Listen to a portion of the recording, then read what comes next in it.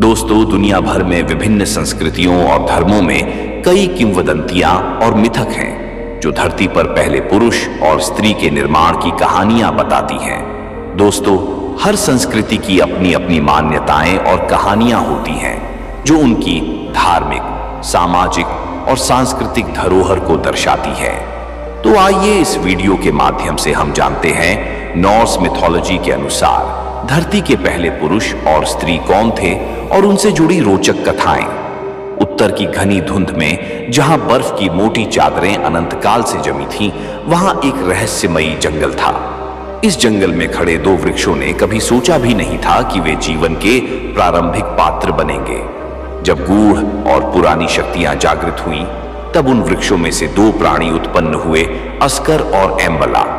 लेकिन उनका जन्म केवल एक शुरुआत थी। उनके सामने खड़ा था एक रहस्यमयी और अनिश्चित भविष्य, जिसमें मृत्यु और अमृत का संघर्ष छिपा हुआ था।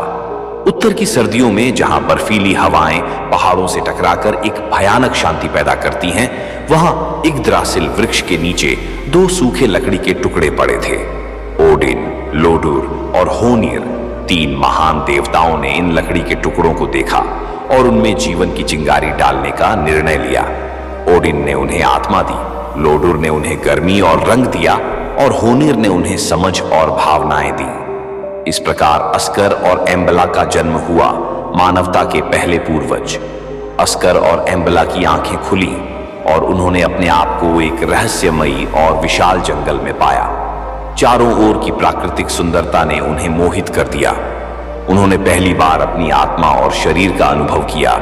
हवा की ठंडक, पेड़ों की हरियाली और दूर दूर तक फैले हुए आकाश को देखा। वे एक दूसरे को देखकर मुस्कुराए, लेकिन उनके अंदर एक अजीब सा डर भी था, क्योंकि वे नहीं जानते थे कि आगे क्या होगा। अस्कर और एम्बला ने अपना नया जीवन शुरू किया। उन्होंने इस जंगल में जीवन के कई पहलुओं को सीखा। वे प्रकृति के साथ एक हो गए, फल इकट्ठा किए, पानी की खोज की और अपने आसपास के वातावरण से जुड़े। उन्होंने धीरे धीरे समझा कि वे इस दुनिया में अकेले नहीं हैं और उन्हें अपने लिए एक सुरक्षित स्थान बनाना होगा।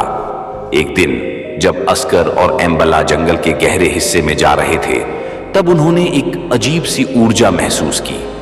अचानक उनके सामने एक विशालकाय छाया उभरी, जो जंगल की पुरानी शक्तियों का प्रतीक थी। वह छाया उन पर हावी होने की कोशिश कर रही थी, लेकिन अस्कर और एम्बला ने मिलकर उसका सामना किया। उन्होंने अपने भीतर की शक्तियों को जागृत किया और उस छाया को परास्त कर दिया। अस्कर और एम्बला की विजय के बाद उन्होंने महसूस किया कि उनके अंदर कुछ बदल गया है।